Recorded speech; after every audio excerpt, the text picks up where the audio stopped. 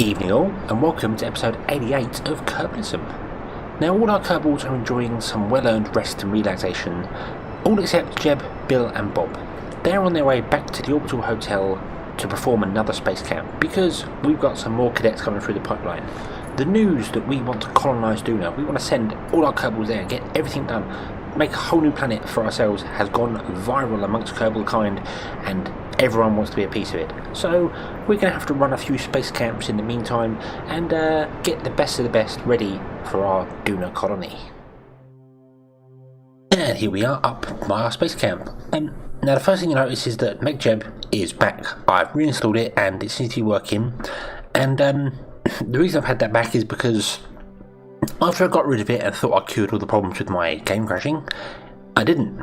It carried on doing it again for some strange reason. It just started having problems. I've still got that weird pink thing, but I think that's a DirectX 11 thing, because I am now running the game in DirectX 11 mode. So, but yeah, I had a crash on both DirectX 9 and 11, so that's not really a thing. But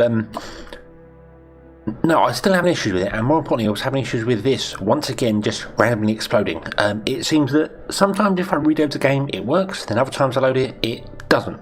So I never really quite understood what was going on with it. So basically I decided to have a look at trying to figure out to replace civilian population on it, and discovered that somebody has already done that. Civilian population is a brilliant concept for a mod, but I don't think it's an actual complete mod, if I'm honest with you. I don't think it's the functionality I want to do with it. I'm not sure if it works or not. I couldn't ever figure stuff out with it, so but I didn't try hard enough. I gotta admit that I didn't really try it. But no, there is another med. Let me have a look. See here. What was it called?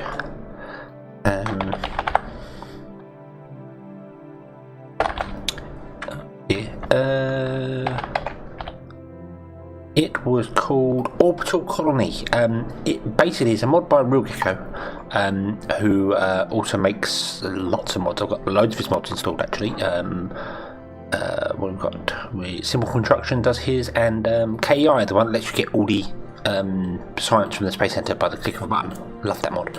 But he's basically taken all the assets from civilian population and put them into a mod and made them compatible with life support, so they work with Kerbalism and other bits and pieces. So yeah, I'm quite impressed with it.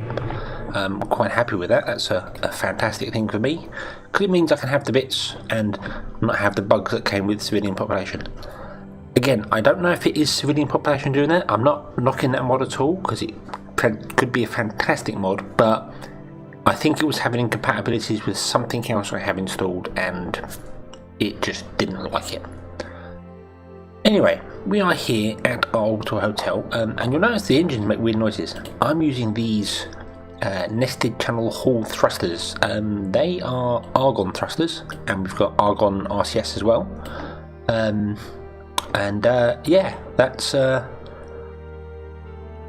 this. I was trying to figure out how to make something simple to get up to here, and this fits the bills. These wonderful solar panels from near future, and electric engine. So yeah, this is a fantastic thing. I didn't go with the plane again because I've been having issues with planes basically, and I'm not entirely convinced that I really know what I'm doing with planes, to be honest. So yeah, right. Now what I'm hoping is that the RCS does actually work, because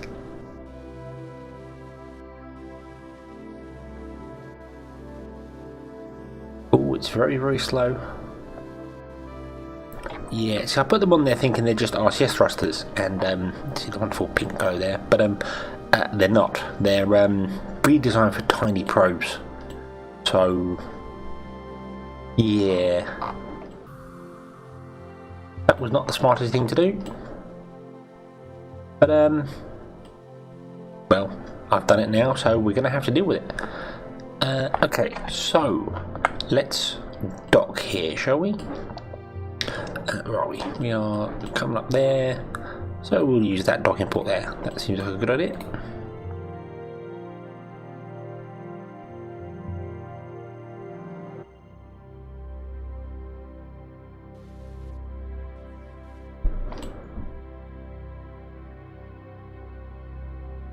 And yeah, I will dock this to the station and we can transfer all our wonderful tourists over for their space camp training.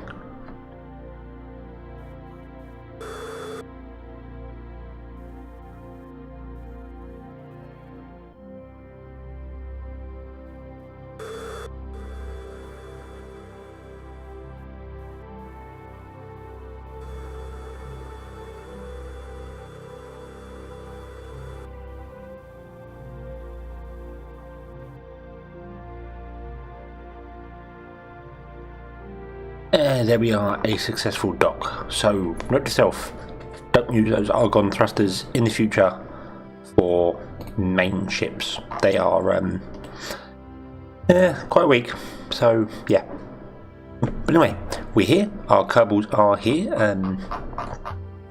there we are, and they've got to be up here for 40 days, so we'll leave them to that and have a look at what else we can do whilst we're generally waiting for Juna to be in the right place. So it turns out we've still got some contracts to do on Minmus. We've got to plant a flag, take some temperature readings. I completely forgot about them before I abandoned the place, so I'm going to take this space camp vehicle thing and modify it slightly so it's got monopropellant because, well, yep, the argon thrusters, they're okay, but not really good for size. And we're going to go up and head back to Minmus to get their temperature readings. And then also on the way home, we're going to rescue another Kerbal from orbit because we've got a lovely little contract to do that.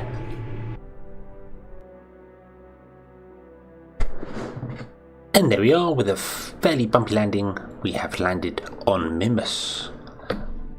This craft is a bit unwieldy, not because it's underpowered, it is a bit underpowered if I'm honest with it. It's it struggles to stop, particularly if you come in at the wrong angle. It's quite difficult to get it to stop in time. I've had some near misses onto mountains, but what's the awkward part about it is that the solar panels have to be facing the sun. Basically your nose or the rear end has to be facing the sun in order for these engines to work at full power. So yeah, it's quite difficult to manoeuvre and get to where you want to go. I'm kind of hoping I can float it over the surface and travel around. I might try and get up here next, but yeah. However, we have a little mission to complete, so here we go.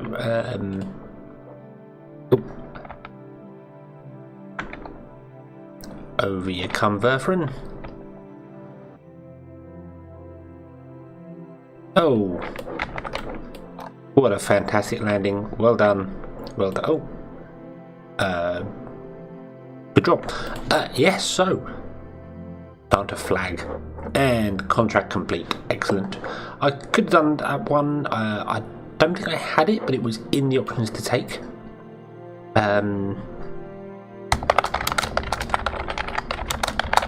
The important flag, and I've just realised how close my mic is to the how close my keyboard is to the mic, so sorry about that. Yes, there we go, that'll do. Yeah, I could have done that, and these other temperature readings I could have probably done with the craft that I left the Minmus space with, but I didn't. I essentially forgot about it, so that's why we're doing it now. Oh, board. And yeah, so let's set a waypoint for here. And see what we can do about floating over the surface. What is that one? Up 6,000. Maybe I don't want to go that one. Let's go to that one instead. Yeah. And with our final measurement there is the contract complete, and I believe that's both of them done. Now we have to do is get home. We've still got 1,000 meters a second left. We have lost a solar panel though. It's there. I'm not sure what's going on with that, but it's broken, and I've shut down 2 of the engines because we can't run all of them. So yeah. So all I need to do is get this back home again, which shouldn't really be a problem. It's got plenty of Delta V to do it. What I need to do is make sure I can get myself in an orbit around Minmus and then fire the engine in the daylight to get back home again. And there we have it, 1 6-minute burn later, and we are on a crash course, a return trajectory to Kerbin. And here we are back at Kerbin. All we have to do now, put our solar panels away. Thank you Kerbalism for that, and really hope that we can survive re-entry. I do need to point this prograde rather than retrograde, because I want that heat shield to take all the heat away and not the craft. At least that's what I kind of hope's going to happen. Oh.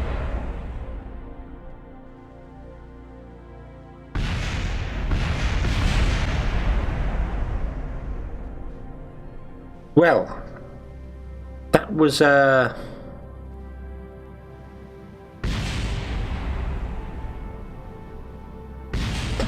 surprising.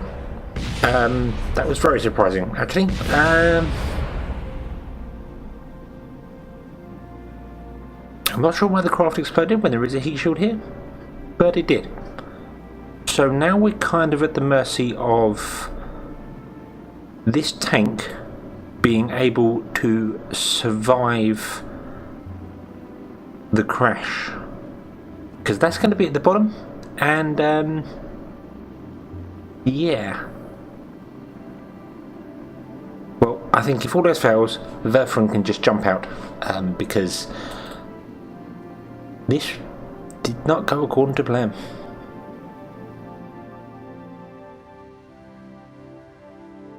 Well, the good news is Verfron's got plenty of life support, so they'll be okay there. The bad news is our battery. Obviously we've got no solar panels now, so I've turned off the torque in there, and we've got 3 days of battery power left. The monopropellant, we've got a lot of monopropellant left, so I'm hoping that's going to be enough to keep us facing the direction we need to go. I need to get rid of these as well, because they're pushing me and doing all sorts of weird things, so yeah. However, we'll be out of the atmosphere in just a moment, so I should be able to rotate around and get rid of them.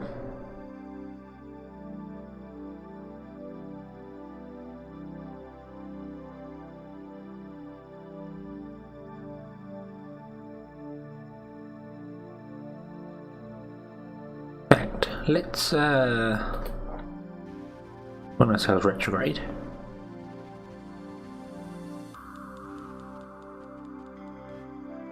And fire the engines.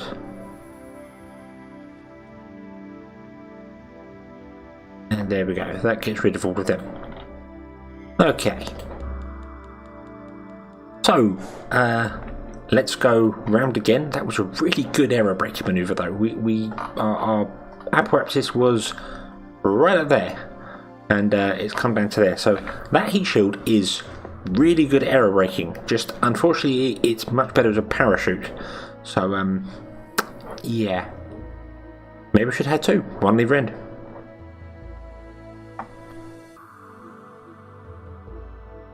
Okay, so second aero braking manoeuvre coming up. Let's see just how this goes. I do think that will be a very good parachute when we do finally re-enter and start coming down. So that should be able to slow me down enough for that tank to take the blast. I don't know if I should or not. I mean, there's no data on here. Well, it's 300 meg, but it's all stuff we've got before. There's no new science on here. So I am thinking that I should probably ditch the heat shield, and Verfron should jump out. She should escape to head back to Kerbin via her parachute, because if I get her out there with the parachute there, she's probably going to end up stuck to that, and that's not what you want. So but we will see. We're heating up again here. And obviously, I normally don't show these. I normally sort of either speed them up and do a little voiceover thing, or just, you know, skip to the end. But I gotta say, this is the first time I've used this inflatable heat shield. I've used it before, and I've used it as a parachute before, but I've never really used it for coming in from somewhere like Minmus. It's always just been from orbit. So yeah, this is new to me, and I like the look of it. It does look really cool. Hopefully these bits are going to burn up in the atmosphere.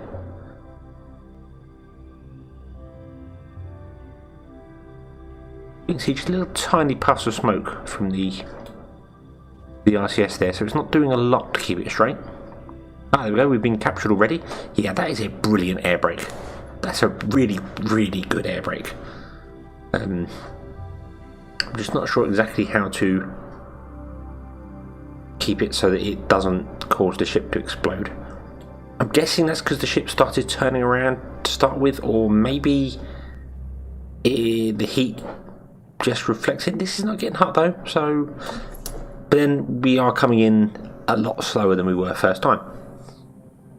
So anyway, this looks pretty good. I will wait to see what happens with our descent to find out how fast we're coming down with this as a parachute first, and then decide whether to jump Bertram out or not. Well, it looks as if we're not slowing down that much. I'm tempted to turn off the SAS, or actually try and fire it retrograde. I think, see if it will go over. No, this is actually aerodynamically forwards now, so yeah. We are getting thicker and slowing right down.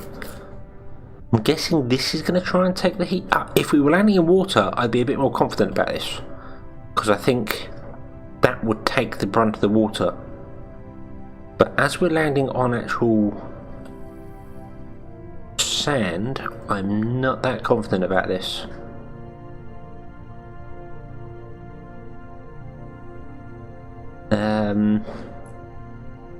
We are slowing down a lot though. I mean, things generally explode at anything above sort of 10 meters a second, really. There's some landing gears that do sort of 12 or so, and I think about 20 you might get away with the fuel tank because of the bounce, but that's a very, very severe might. We're just entering the thickness of the atmosphere here. You can see there it's got the the light blue bar is the thickest part of the atmosphere, and do you know what? I'm going to let this go. I'm going to let this go and see what happens. We've got no RCS turned on, or SAS turned on, sorry, so this is just falling, and it's not falling straight. You can see it's rocking, which means that we're not heavy enough to just aim like a dart. It actually is floating around, so yeah, let's accelerate time. Where are we here? Altitude above terrain. Get down to about 1 kilometre.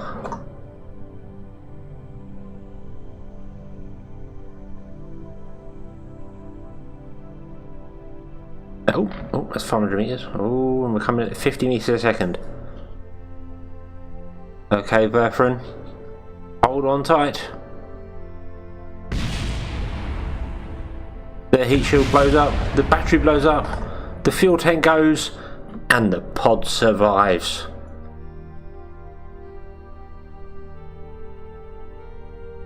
Okay, I do think in water we would have been okay. The heat shield would have taken the hit and bounced, but on land it bounced again. We're okay. So yeah, I'm quite happy. I could have probably turned the torque back on and actually got that to turn around again, but it doesn't matter. We're here. We have recovered, and we've got 3 out of 4 RCS thrusters left as well. But that doesn't matter, because the most important thing here, what's that? Base debris was recovered. A Mark 16 XL parachute apparently survived re-entry, and stage recovery recovered it. Of course it would have. It would have deployed. All my parachutes were set to deploy, so we got 636.3 credits back. That will help fund Verfrin's counselling.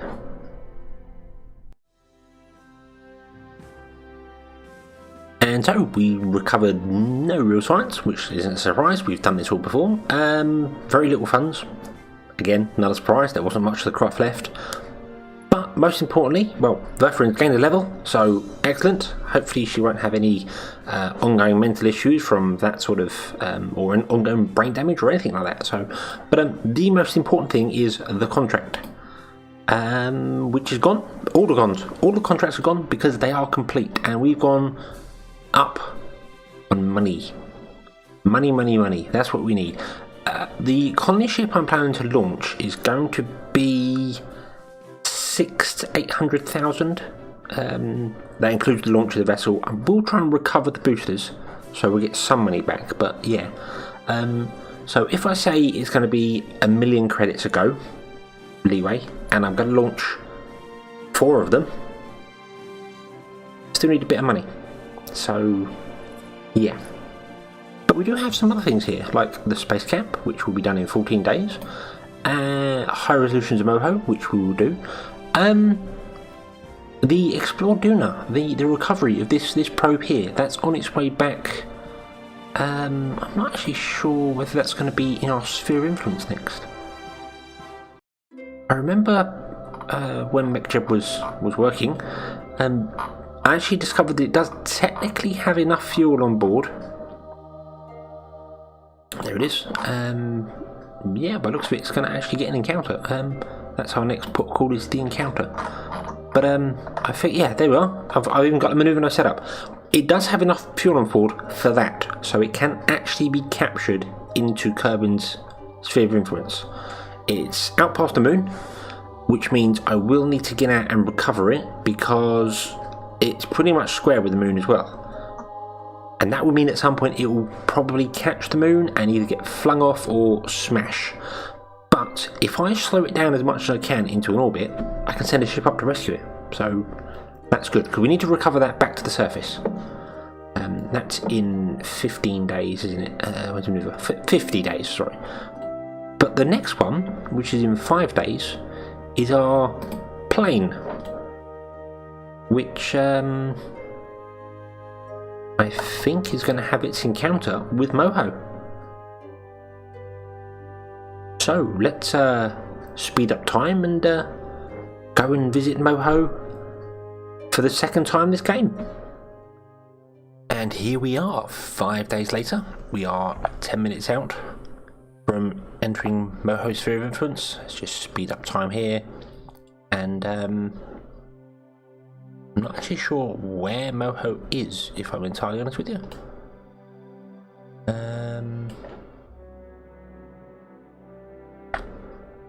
Well, there's Moho. Where are we? We are there. Oh, we've still got a little way to go, so let's forward time again. And that would put Moho... There you are.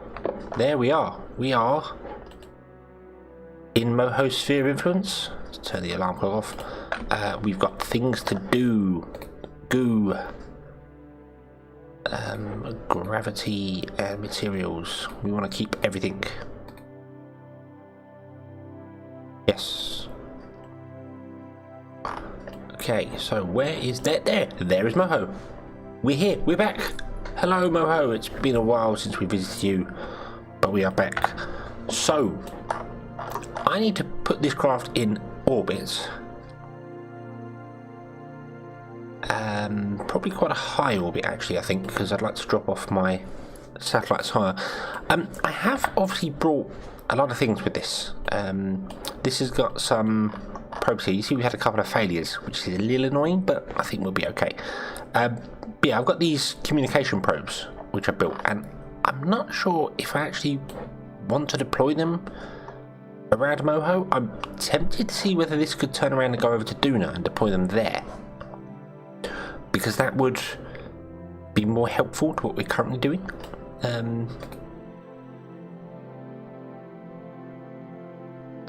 But I'm just not sure whether I should do that or not. I don't know if that's a good idea.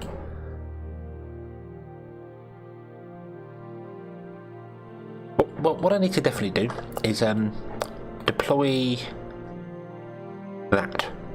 This here definitely needs to go into a somewhat polar orbit of Moho. So I think I'm going to do that, and I've just realised that this only has a tiny little antenna on it.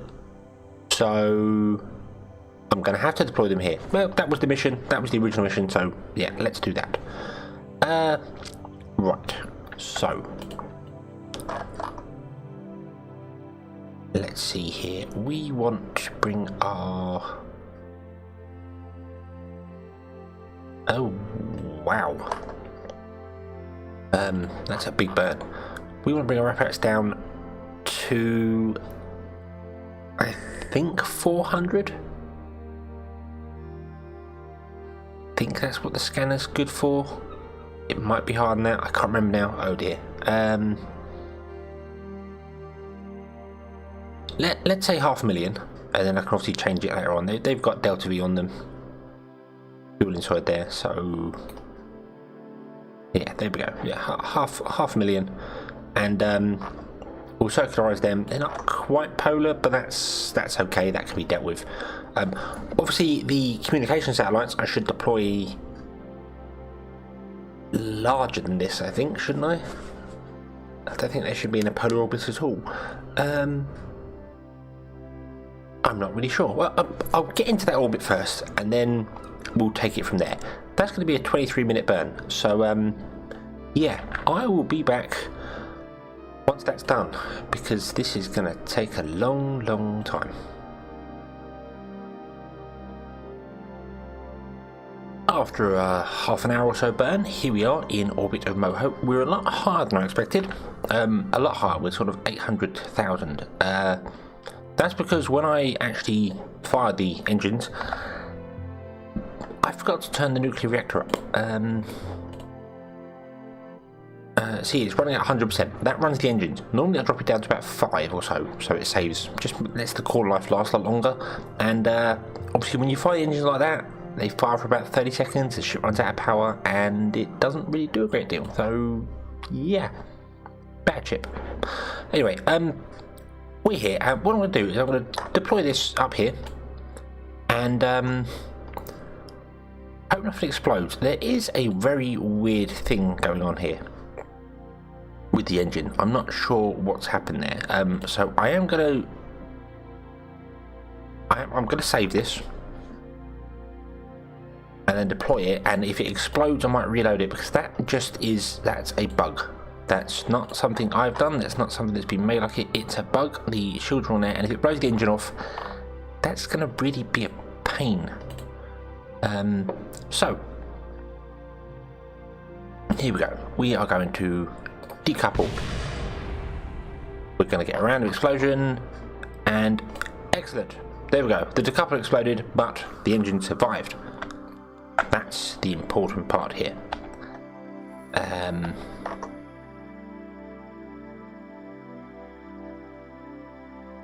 Apparently have no control of this craft. Why do I have no control of this craft? Let's see here. Open those bay doors. And enable relay. There we are. Right. Okay. So hopefully I can bounce this out of here.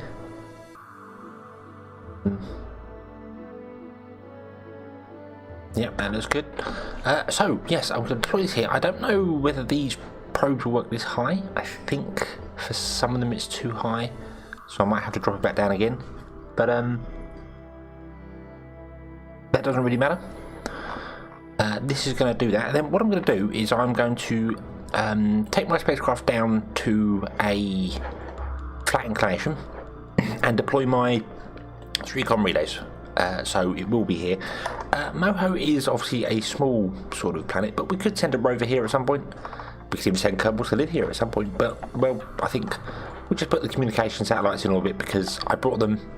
that's what they're for. Let's do it. So let's extend these solar panels probably run out of power. Although there is a lovely little cheat with that. The